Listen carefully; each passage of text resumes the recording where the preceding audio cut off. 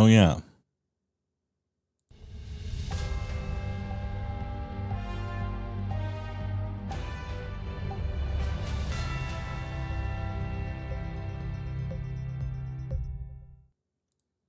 So anyway, the real problem with democracy, or what we call modern democracies, are that it's so bad in so many ways, and yet it's so much better than all the alternatives that it's crazy.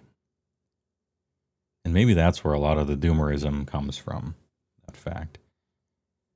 But no more doomerism today because it's Mega Gargans, it's Sons of Behemat. They have some big new ideas. How's that for a transition? It's time, little man things. For the big boys, the Sons of Behemat have arrived. Louis Doreka, he looks small, but he's just far away. Okay, fair enough. Has this to say about his Kian. About time, Grun the Wrecker muttered, peering out from a mass of surface kelp. His bushy eyebrows furrowed as he watched the armored humans stomp down the cliffside road. None of them noticed his mighty frame submerged beneath the frothing ocean. That jumped-up King Broad had sent Grun here to watch for little uns that might try to escape the ruins of Furtherfield by the coastal roads. Grun didn't like being ordered around, and had said so. That had earned him a black eye and a foul mood. Here the humans were, at least. Their leader rode a grey horse and was clutching a fancy flag, all green and fluttery. Grun liked the colour. It reminded him of the briny moss of his cavern lair. Filled with a sudden pang of anger, Grun burst from his hiding place in a spray of salty foam, rearing up over the road and swinging his club in a wide sweep that obliterated the front ranks of the humans. The flag waver's horse reared under him, and he tumbled backwards from his stirrups with a shriek. Fire sticks crackled and Grun winced as bullets dug into his flesh. He seized a large flat boulder and tossed it at the shooters, scattering them. Then he bent and picked up the fallen flag waver. "I'll have that," the Mega Gargant snarled, plucking the green pennant from the terrified Litlin and tucking it into his rope belt. He tossed the screaming human high over his shoulder, then turned around and waded back into the sea, leaving a swathe of devastation behind him and feeling much better about himself.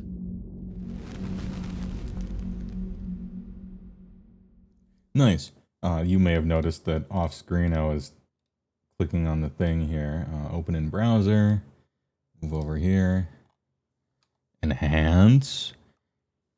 New Army win rates just got posted in Giga. If you have any interest, I kind of do, I suppose. Close Discord here. Soulblight G-Lord's old. Very top at 60. Look at this fat middle. Look at that shit. 47 to 54. Look at that. The power. Hold on. Bring back cam. Dude, the fat middle is slowly devouring everything.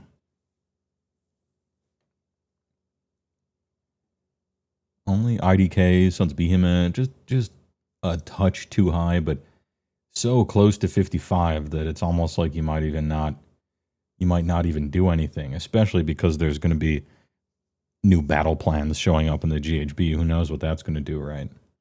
And plus, this is old S-Blight G-Lords. That problem solves itself. Also, low number of games played. Gitz Fireslayer's Cities of Sigmar, kind of suffering down here. Soulblight Gravelords new. Ooh. Then again, I mean, it's 43 of them. It's still new. Who knows, right? Big Wah, four entire players, 19 games played. Doing real bad, but Big Wah is a faction that should not exist at all anyway. Might not in the future, hopefully, either. So, hey, fair enough. Beast of Chaos, still going strong at above 50%. You know, Godspeed. Bone Splitters all the way up into 50% as only the best players ever are playing it. The Splitters, right? Yeah, look at how balanced the game is when you remove everything except like one ability. Like every army does kind of one thing, right? And then it's real easy to balance. And now that it's balanced, you can very carefully start putting stuff back in one at a time and then see how it pans out and then put stuff back in and see how it pans out. You gotta build the foundation before you build the rest of the house is my absolute spin zone that I'm spinning here like a washing machine. Hey, all right. Where's the ogres? Shall I look in the top half? No. Where are the ogres? Shall I look in the bottom half? Yes. Oh, here they are. Okay. 47% isn't that bad for ogres. That's actually above average for ogre mod tribes. And yeah, they're in the bottom 8 or whatever, but hey, all right. Not bad. Anyway, the information is in Giga, if you give a shit, which you 19% should give a shit, like about that much shit giving, 19% maybe. There's a lot else to it, but neat numbers in any case.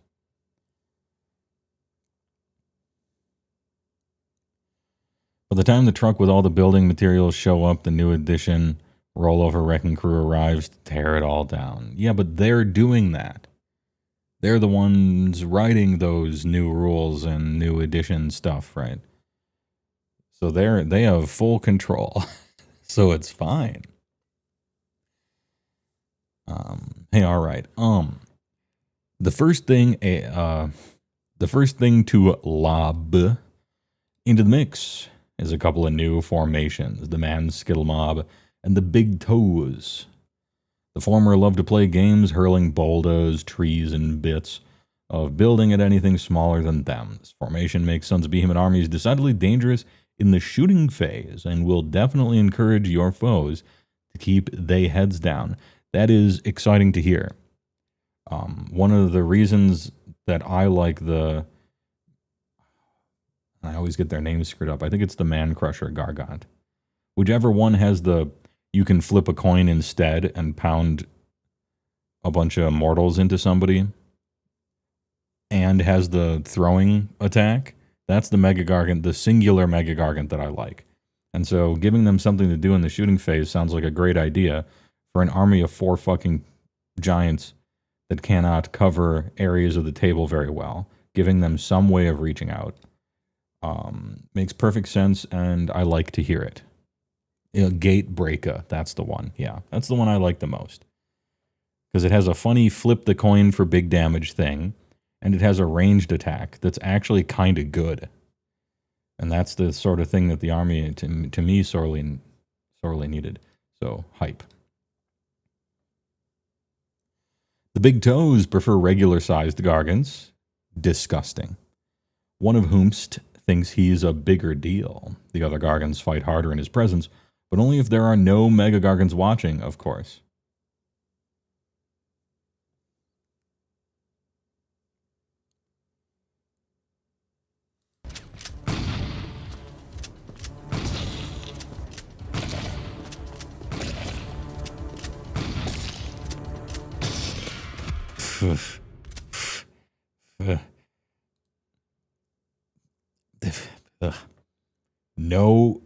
No Mega Gargants. Zero? These awesome things here, none of these? Terrible taste in my mouth. Gugh. We'd also throw in 3 new heroic traits, all which display aspects of their destructive nature. Grabby Mega Gargants are particularly keen on stealing stuff. Don't want to get banned on Twitch, as in objectives that don't belong to them. A Mega Grump is especially stubborn. Even when seriously wounded, they just stay standing. Lastly, there's the terrifying Bulk. Literally no one wants to charge them. Hey, all right. The Kraken Nita gets a new war scroll, having traveled to Ghryan for some good eatin'. Not only is he a bit more stompy, he can also now lurk beneath the waves or in suitably deep swamp, ready to emerge when the time is right. He can what? Okay, lurk beneath the waves, sure, but like, That's got to be a very, very deep swamp, and also he would probably just get stuck and die. Hey, all right, it's fine. He's laying down, it's fine.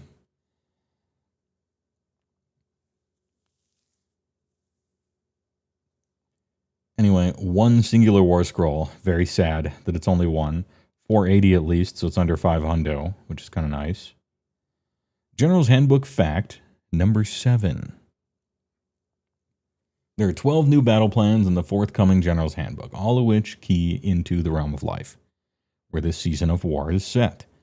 The missions are wonderfully unique, with some of them requiring you to capture terrain pieces as well as objectives, while others, the importance of objectives changes throughout the battle. Noxious Nexus is arguably the most unusual, with both players deploying at one end of the battlefield and fighting their way to the other end, where the most victory points can be scored at the end of the battle.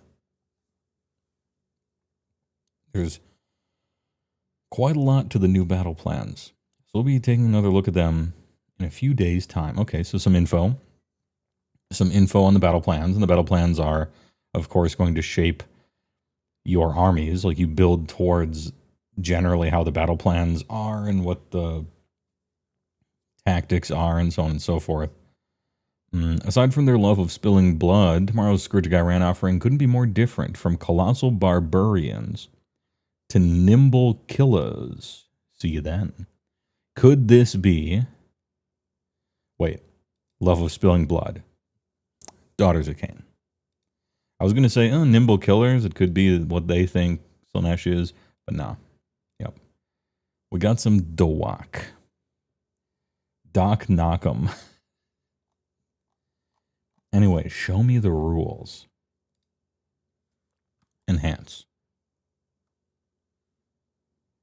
Gargans need creative reimagining. I don't think...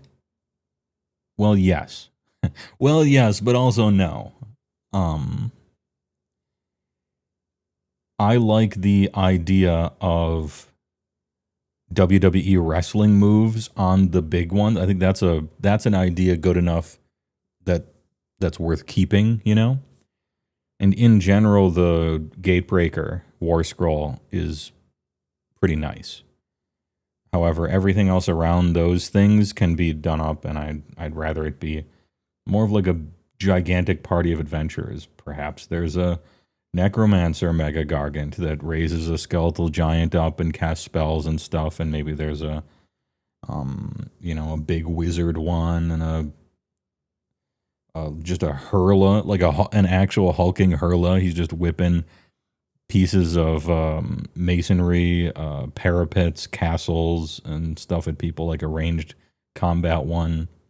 You know, just think about the roles that you could apply to an army and instead apply it to one huge dude. It could be cool. And we need a new kit. Like, we need a sculpt for Man Crushers desperately. But anyway, Man Skittles Mob, tropical flavored. So not that great. Once per turn army, your shooting phase. I already don't like it. Strike her. All right. Declare, pick up to 2 friendly Mega Gargant units within 3 inches of any terrain features. And pick any friendly Gargant units within 3 of any terrain features to be the targets. Okay, so up to 2 megas and any number of littles. And they're next to terrain, so they pick the terrain up and they whip it at people. It's a meaningful downside positionally. Anyway, once per turn, army. Double the attack's characteristic of each target's ranged weapons for the rest of the turn. If the target has no ranged weapons, pick an enemy unit within 12 and roll D3 on a 2-up mortal. Okay. Awesome. I love this. Is this my favorite subfaction now? Because on TTS, I play 4 Gatebreakers, the army. And so they're the ones that throw shit. Yeah, we'll double the attack's characteristic. That's cool. Good idea. Now, it's only for you. It's not, you can't, out of phase shoot or an only shell or anything like that. But, cool. Oh, and the reason it's good is because the range on the thing is long enough so that it matters. 12 inches is not good, and so the little's firing is probably nothing. But anyway, cool. Man Skittle. Okay, it has a dumbass name, but I like it. Big Joe's. Once per battle, deployment phase. Lofty Louts. Big friendly man crusher Gargant.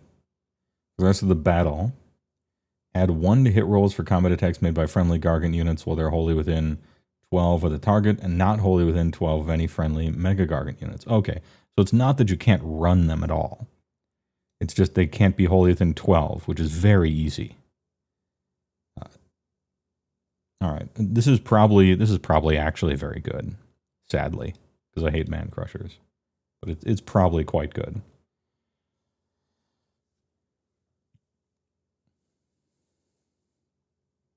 Rogue traits. Oh, good, we get new traits. Big personalities. Let's go. Grabby. Look. I mean, it's not 2016 anymore, but still, I wouldn't just go anyway. Add 1 to hit rolls for this unit's combat attacks that target an enemy unit contesting an objective you do not control. Awesome. That's good. Mega. So usually I say that combat-focused heroic traits are generally bad, but that's only because generally heroes don't want to be in combat and it takes forever for them to get there. But your army is 400 or 500 point heroes, so like, hey, all right. That hit on 4s. Mega Grump. This unit has ward 5 while it has 25 or more damage points. Okay. And you have what, 35? And then you could get 40 if you take the other trait. And Brock Bigson has 40, I think. Anyway, this is interesting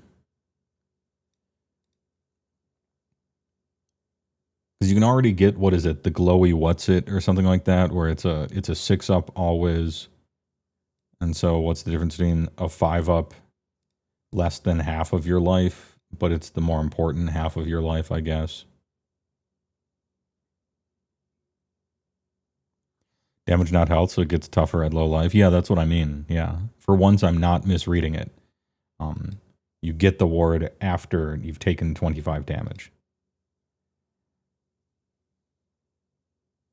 Yeah, once it has 10 wounds left, it has a 5-up save. I think the math on that is probably pretty close to having a 6-up always. But if that's true, then you would just take the 6-up always. I don't know. Maybe this number is off. I'm not sure. I don't know if I like it. And plus, you guys already had a heroic trait for a ward, and so you have like a different ward with different abilities. I don't know. A little repetitive, I think. Then again, you can take 2 of them with that one sub-faction, so maybe one has a ward, the other has a ward. Call it even. 25 seems a bit steep, though.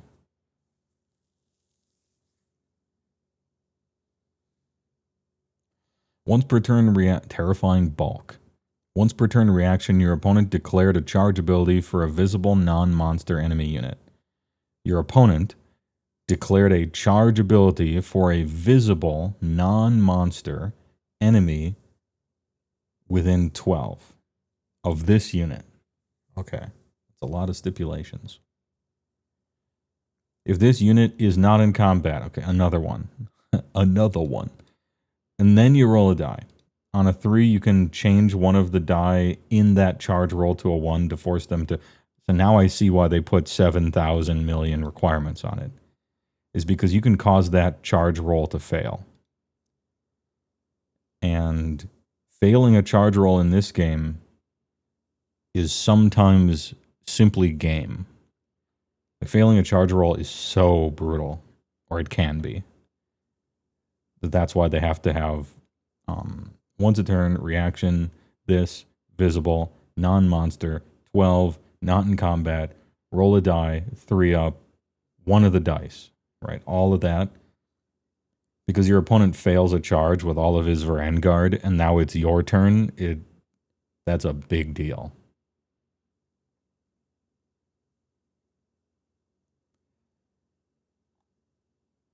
Okay. This one's interesting to think about here, but only because the light at the end of the tunnel is so tempting. Yeah, non-monster the enemy controls within 12. And in general, you don't care about monsters too much. It's the reinforced cav that are the problem. Yeah, maybe this is like an anglerfish kind of thing, but having an opponent fail a very important charge and hence fail a battle tactic completely and probably lose the game instantly, that's huge. Potentially huge for the heroic trait. Cool. Scourge of Ghryan. Here we go. The Kraken Eater. And I appreciated being the Kraken Eater because Kraken Eaters suck. So I'm pleased that they're rewriting one of the War Scrolls that's bad rather than one of the ones that's good. Like King Broad is okay, Gatebreaker is okay, the rest are bad. And so it's nice. Kraken Eater. 20 control, 4 up save, 10 move, 35 health. Hurled Debris. 24, 3, 4, 3, 1, D3. Already good. This Mega Gargant is already good. It's got a 24-inch throw. Hold up.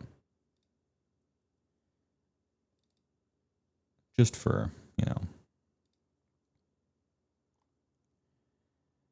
Gatebreakers is 18, 1 attack, 3s and 2s, rend 3, damage 4. Jesus. This is the one I like, is the Gatebreaker. I think the Kraken Eater is below it. Yeah. 4, 3. All right, so it's got the same ranged attack so far. Same everything, same wheel. Just comparing and contrasting. Shipwrecka War Club. 4 attacks, 4s and 2s, 2, 5. 4 attacks, 4s and 2s, 2, 4. Okay. Was the new rule double the throws? The new rule is double the throws. So, new rule, 6 attacks.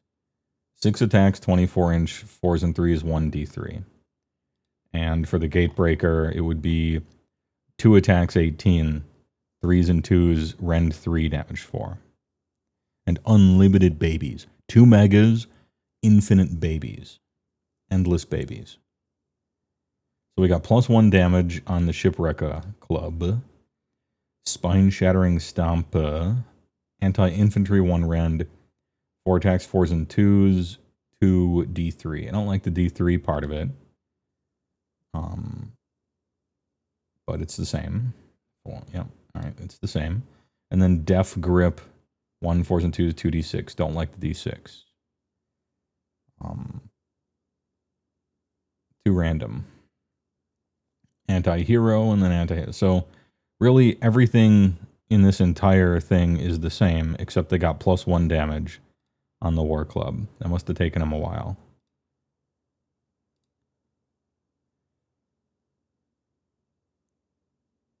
Battle damaged, 15. Yep, War Club goes down to 3. Passive Son of Behemat. Can't be automatically destroyed. It takes 6 damage instead. Longshanks. Emerge from the deep. Okay, and this is the one with the fishing net, right? So it's sort of, that's the picture they're painting. It's coming up from the ocean and swinging clubs at fishing villages and stuff. Pick this unit if it is beneath the waves. Set up this unit anywhere on the battlefield more than 9 for all enemy units wholly within 9 of a battlefield edge. And I imagine that lurking is just deploys them. Okay, so it's just a deep strike. Battlefield edge. Okay, so it's an ambush. Yeah, or hiding in a very deep swamp, like they said. They were trying. They tried. So let's look at the current Kraken Eater, right? All this shit's the same except current one has 4 damage, new one has 5 damage. It's a fine upgrade. Everything else is the same, but it's got get off me land, pick an objective within 1 to be the target, within 1. And so a lot of people in their head, they think that the circle is the objective, but actually the objective is the singular pinpoint in the middle, right? So you got to be very close. Then you roll a die, and on a 2-up, you move it 2d6 inches to a new position. This seems like this would be kind of good, but it's actually not. It's bad. 2 random, 2 random, 2 random, get too close to it, can't move it. It just, you can't do enough to it. And then stuff them in me natural, 3 dice for each roll. It's at least double the target's health. 1 model in the unit is slain. Whatever. Yeah. So old Kraken Eater sucks in my IMO. This ability could be good if it was written differently and if a lot of the battle plans let it function brokenly, but they don't want that to because that makes sense. New one gets none of the stuff that I said wasn't good and instead gets just a deep strike. Well, an ambush, I should say. So is the Mega Gargant that I don't think is any good better if it loses its abilities that I don't think are any good, but gets ambush?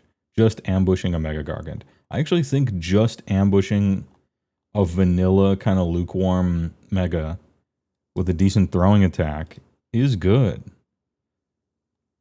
Like for once, this is a unit you can ambush and just put on a table edge, throw some boulders at people, and just stomp around way over there. What a distraction Carnifex. Like, they're not going to kill it. I mean, maybe they are, but you're going to put it in a place where it'd be annoying for them to go and kill it with the amount they have to actually move over there to do such a thing.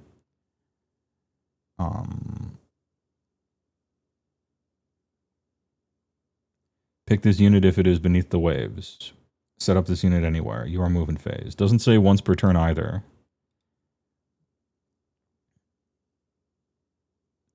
Can I play 4 of these and deep strike all 4 of them? Can I ambush all 4 of them? Null deploy Mega Gargants? The Battle of Hoth? Just a white sheet of snow. And then, like, Megas come up and they had, like, parachutes with snow on top of them. Just, yeah. Kind of funny. Kind of funny to think about. Yeah, once per battle army did a... I know. I'm trying to paint the funner picture of it. Yeah. No fun allowed comes to ruin the fun. Solid Snake Mega Gargant. Yeah. Winter Soldier Mega Gargant. Mega Bucky. How much does this shit cost? $480. $480, huh?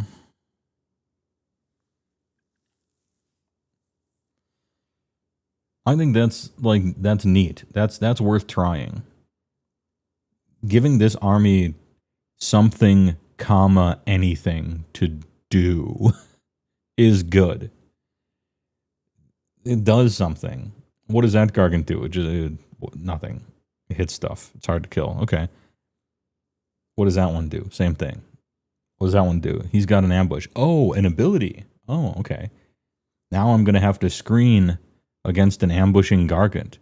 Now, to be fair, it's very easy to screen against a Mega Gargant, right? Or it will be. It will be very easy to screen them out from that ambush. But then you're deploying fucked up against the Mega Gargant army, and they can just land where the fuck ever. Doesn't matter. Sort of good. Yeah, 30 points more, but the way you build your armies in Mega, you often have a random goofy ass amount of points left anyway that you can't spend on anything. So yeah, he keeps rolling natural 20s to stealth and the DM can't say no. Like the cartoons where there's the tree and then the huge guy like peeks out from behind it, but there's nothing on the other side, and then he goes back to hide behind it. Same thing.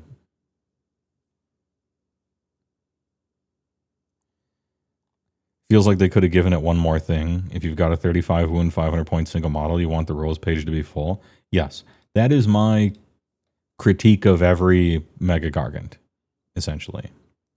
Like, passive Son of Behemat, right? This could be a rule in the book, right? That just says Mega Gargants can't be slain outright. You just put it in the put it in the battle section. Same with Longshanks. They all have this. It's all the same.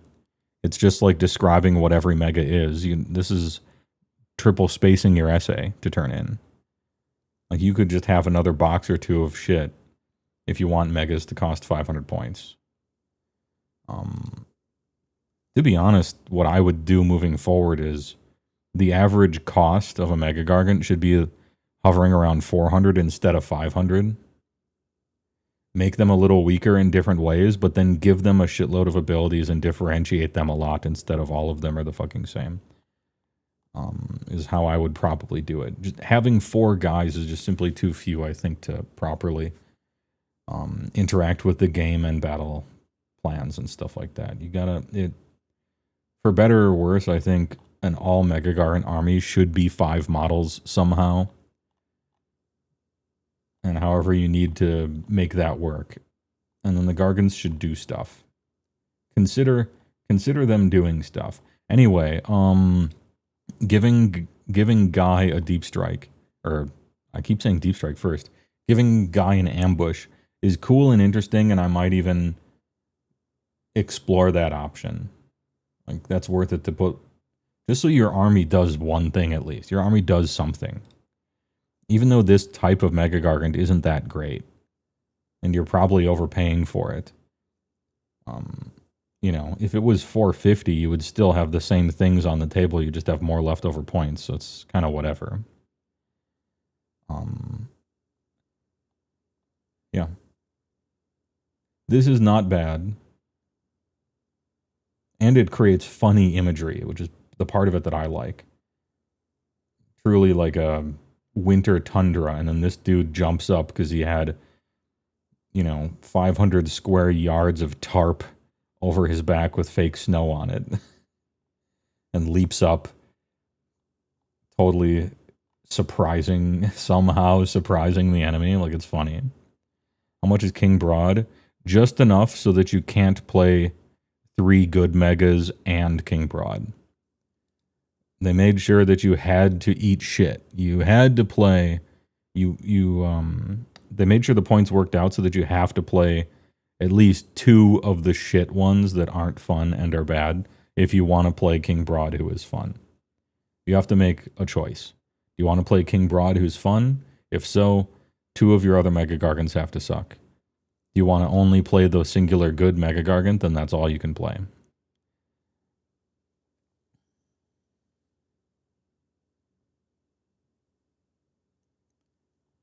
But I haven't looked at the new updated points. Perhaps you can finally fit everything, which would be funny, which would be cool. Damn. Okay. How do I grade this? Strike her. This is great and a good idea. Lofty Louts is probably strong, but thematically disgusting. This needed one more iteration pass, or perhaps an iteration pass at all. This one feels half-baked to me. Either the number is wrong, or giving you a second passive that gives you a ward when you already had a passive that gave you a ward. In fact, you used to have 2. You have 2 passives that give you wards in different ways, and now you have 3, which is weird. Hit rolls, that's fine. Terrifying bulk. It is terrifying because if the stars align in such a way and then also you roll a 3 up, you can potentially steal the game from somebody, which is scary. I'm sad it's only 1 Gargant. I'm sad they're not trying to reinvent the wheel with how many abilities they have and stuff like that, but it gives the army 1 parenthetical, 1 printed out trick, which might be worth taking anyway. So, like, kind of good job, actually. Big out of 10. This isn't like I'm reading IDK or anything. I'm going to give it a D+. D plus, maybe even C minus. Grading on a curve, B. Hey, all right. All right. I thought about it for 1 millisecond. Not C minus. It's definitely D plus. D plus, but then grading on a curve, B. Because people might actually play with this thing.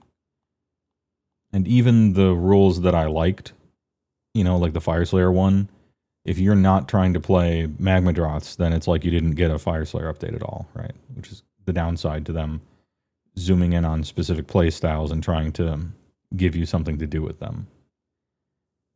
But I appreciate trying to give armies more than one singular list, which is kind of nice. You can run Broad, 2 Gatebreakers, and a War Stomper. The point decreases were enough to do it. You only have to eat 1 shit. Let's go. And War Stomper isn't the worst, you know? Would be more exciting if the ward was better. So the guy gets low and then becomes unkillable and it becomes a story. Yeah, that would be cool. Like, for instance, the last 5. Like, the last 5 life, you have a 3-up for, or some silly thing like that. And you just figure out the math of it. That's cool.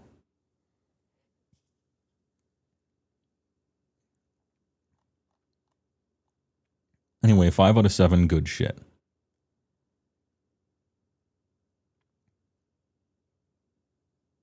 Well, time to go to Fantasy France and discuss Mega Gigantes, I guess. This won't be too long of a stream, he said. But let's put something up here. Enjoy a commercial, stick around maybe an hour or so, if you give a shit.